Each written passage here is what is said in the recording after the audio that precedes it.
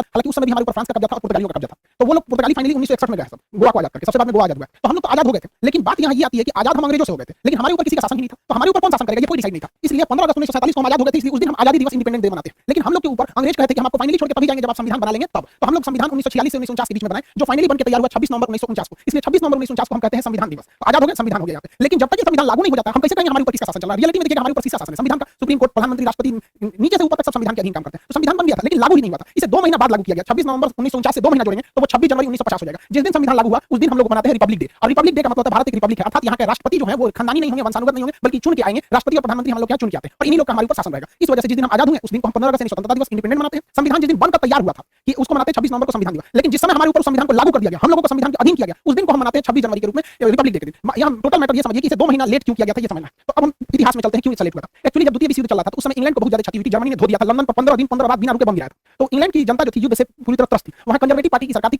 Winston Churchill प्रधानमंत्री थे। उसी समय विपक्ष में जो थे लेबर पार्टी थी, जिसके नेता थे क्लीमेंट एटली। तो क्लीमेंट एटली ने कहा था कि अगर हमारी सरकार आएगी तो हम भारत को स्वतंत्र कर देंगे। तो भारतीयों ने भी उनका समर्थन किया था और क्लीमेंट एटली की जब सरकार बनी तो भारतीयों को स्वतंत्र करने के पक्ष में आ गए। उन्होंने अपने 3 कैबिनेट मंत्री, आप देखते हैं भारत में भी कैबिनेट मंत्री होते हैं, जैसे रक्षा क्षेत्र के कैबिनेट मंत्री राजनाथ सिंह, विदेश मंत्रालय के कैबिनेट मंत्री जयशंकर साहब हैं, तो अलग अलग कैबिनेट मंत्री होते हैं। तो उन्होंने अपने 3 कैबिनेट मंत्रियों को भारत भेजा, जिसको 1946 में वो भारत आए थे, जिस वजह से इसे कहा गया कैबिनेट मिशन। अब ये कैबिनेट मिशन जो था इसमें 3 सदस्य थे। एक का नाम था क्रिप्स, अलेक्जेंडर और लॉरेंस। ये ट्रिक याद रखिएगा, एग्जाम में पूछता है। क्रिप्स, अलेक्जेंडर और लॉरेंस, ये 3 सदस्य थे। इसका लीडर कौन था? तो इसका भी ट्रिक है, एल से होता है लीडर, एल से हो जाएगा पैंथिक लॉरेंस। तो लॉरेंस ही इसका लीडर था। एग्जाम पर्सपेक्टिव से याद रखिएगा डेट और किसमें कितने सदस्य थे। ये 3 लोग हैं, इन्होंने भारत को 3 बड़े काम करने को दिए। पहला इन्होंने कहा कि आप अंतरिम सरकार बना लीजिए और अगले 5 सालों तक आप सीखिए कि सरकार कैसे चलाया जाता है। इसलिए आप देखिएगा हमारे यहाँ चुनाव आजाद हो गए थे हम लोग 1947 में, लेकिन हमारे यहाँ प्रधानमंत्री का चुनाव हुआ 1951 में, बने प्रधानमंत्री 52 में। यानी ये 5 साल जो सरकार चली थी वो अंतरिम सरकार चली थी, हम लोग की ओरिजिनल सरकार नहीं थी।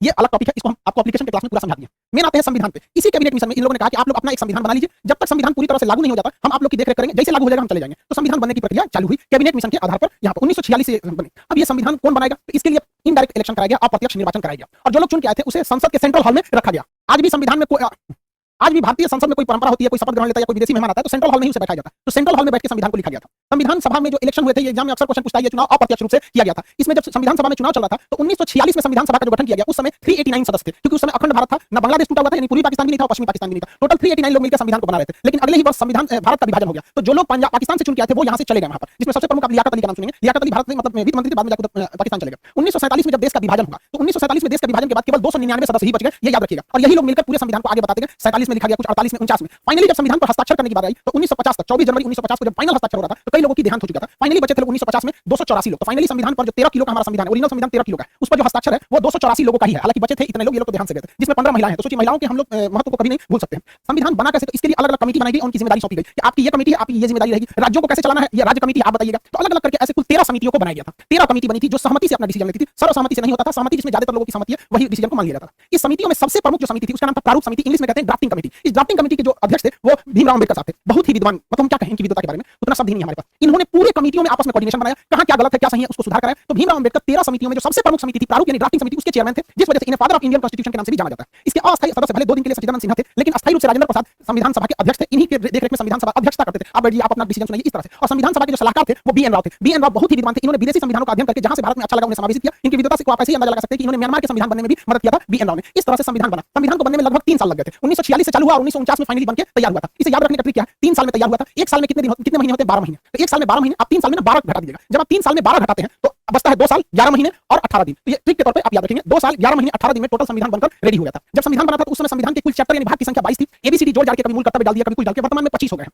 जो अनुच्छेद यानी आर्टिकल थे वो 395 ही ओरिजिनली है। एबीसीडी उसका जोड़ के 448 हो गया। ये आगे बढ़ते जाएगा यहाँ पर, लेकिन संख्या नहीं बढ़ेगी, एबीसीडी करके जोड़ा जाता है। जब अनुसूची यानी शेड्यूल थे वो 8 थे, वर्तमान में अनुसूचियों की संख्या टोटल जो हो गई है वो 12 हो गई है। तो इस तरह से संविधान को बनाया गया। इतने मेहनत अपने प्रयास के बाद से फाइनली भारत का संविधान बना, जो दुनिया का सबसे बड़ा लिखित संविधान हो गया। अब इसको बन के तैयार हो गया 26 नवंबर 1949 को। इस दिन हम लोग मना लेते हैं संविधान दिवस। लेकिन इसे लागू किया गया 2 महीने बाद 26 जनवरी 1950 को। इसकी टोटल कहानी समझते हैं, इतना लेट क्यों हुआ? तो इसकी कहानी छुपी है 1929 में। कांग्रेस का हमेशा अधिवेशन होता था, फाइनल जो ईयरली मीटिंग होती थी उसे अधिवेशन कहा जाता था। तो कांग्रेस का इसी तरह से लाहौर अधिवेशन हो रहा था दिसंबर 1929 को। साल का अंत चल रहा था, दिसंबर 1929 को। उसकी अध्यक्षता पंडित जवाहरलाल नेहरू कर रहे थे। इन्होंने कहा कि अब हमको अंग्रेजों से झुकने की जरूरत नहीं है, अब हम 1 इंच भी जमीन से समझौता नहीं करेंगे, हमें टोटल इंडिपेंडेंस चाहिए। पूर्ण स्वराज की मांग कर दिया था रावी नदी के तट पर जवाहरलाल नेहरू ने। और उन्होंने कहा कि हर भारतीय अब इनको जगना पड़ेगा, अब हमें अंग्रेज आजाद करेंगे। और उन्होंने कहा कि ये तो दिसंबर महीना चल रहा है, 2 दिन मतलब ये साल खत्म हो गया 1929। उन्होंने कहा कि जो 1930 आ रहा है तो आगामी 1930 में जो आखिरी संडे रहेगा उस दिन हम लोग अपना तिरंगा झंडा लहरा देंगे, अंग्रेज आजादी दे चाहे ना दे। तो देखिए हम 1930 का ये कैलेंडर खोले हैं, आखिरी संडे 26 जनवरी को पड़ रहा है। तो उन्होंने घोषणा कर दिया था कि ये दिसंबर 1929 दिसंबर तो खत्म हो गया, गया, 1929 खत्म हो गया, यानी 1930 का जो जनवरी महीना रहा है उसका आखिरी संडे को हम लोग तिरंगा झंडा लहरा देंगे और अंग्रेजों से कहेंगे भाड़ में जाओ साले कुत्ते तुम लोग, हम लोग आज से स्वाधीन हो गए, हम लोग आज से स्वाधीन हो गए, अपने अधीन, अंग्रेजों के अधीन नहीं है। हालांकि आजादी नहीं मिला था, लेकिन इसे हम लोग मिनी आजादी कहते हैं, मिनी इंडिपेंडेंट बोला जाता है। 26 जनवरी को हम लोग 1930 में झंडा ठोक दिए और उस दिन से हम लोग मनाने लगे स्वाधीनता दिवस। और जवाहरलाल नेहरू ने कहा था हर वर्ष इसे मनाया जाएगा और अंग्रेजों को मिर्चा लगाया जाएगा, जितने जलेंगे उतने जलाया जाएगा। तो हर साल भारतीय 26 जनवरी को क्या मनाते थे? स्वाधीनता दिवस। वो 1930 से पहला स्वाधीनता दिवस मनाए, 31 में भी मनाए, 32 में भी मनाए, ऐसे लगातार बनाते गए स्वाधीनता दिवस। इवन जब देश आजाद भी हो गया था 1947 में, उस वक्त भी बनाया गया, उसके बाद 48 में भी मनाया गया स्वाधीनता दिवस और 26 जनवरी 1949 को भी स्वाधीनता दिवस मनाया गया था। लेकिन इसी साल 19 जनवरी है, इसी साल नवंबर के महीने में संविधान बनकर तैयार हो गया। अब हो गई बड़ी दुविधा। देखिए, स्वतंत्रता दिवस तो अपने जगह पे है कि हमें उस दिन अंग्रेजों से आजादी मिली थी, इसमें कोई दिक्कत नहीं, लेकिन जब संविधान इसी साल बनकर तैयार हुआ 1949 में ही, क्योंकि ये तो पहला महीना है और ये 11वां महीना है, तो हम लोग ने स्वाधीनता दिवस मनाया था कि हम अपने अधीन हैं, लेकिन संविधान बन गया। संविधान कहता है कि आप अपने अधीन नहीं है, आप संविधान के अधीन है।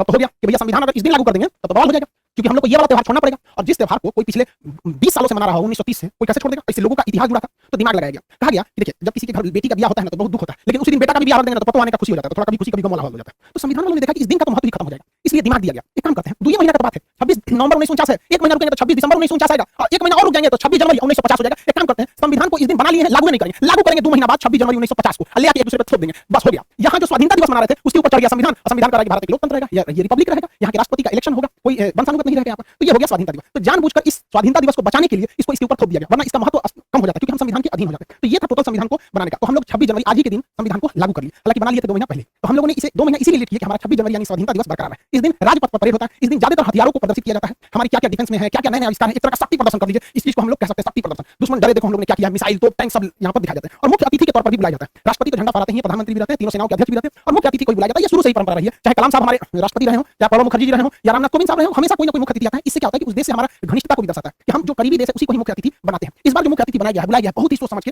मतलब एशिया को पूरी तरह बैलेंस करने के लिए। एशिया का ये वाला एरिया कहलाता है सेंट्रल एशिया, ये रूस से टूटे हुए हैं, इसमें 5 देश आते हैं, Kazakhstan, Kyrgyzstan, Tajikistan, Turkmenistan, Uzbekistan. इन 5 देशों को, ये जो 5 देश हैं, इनको संयुक्त रूप से बुलाया गया, 5 को चीफ गेस्ट बनाया गया है इंडिया में। इतना महत्वपूर्ण है कि इसके रास्ते हम लोग पूरे यूरोप में जा सकते हैं, क्योंकि ईरान के चाबहार बंदरगाह से हम रेलवे लाइन यहाँ ले जा सकते हैं और यहाँ से पूरे यूरोप में एंट्री कर सकते हैं। तो ये सेंट्रल एशिया से हमारा रिलेशन बनाना बहुत जरूरी है।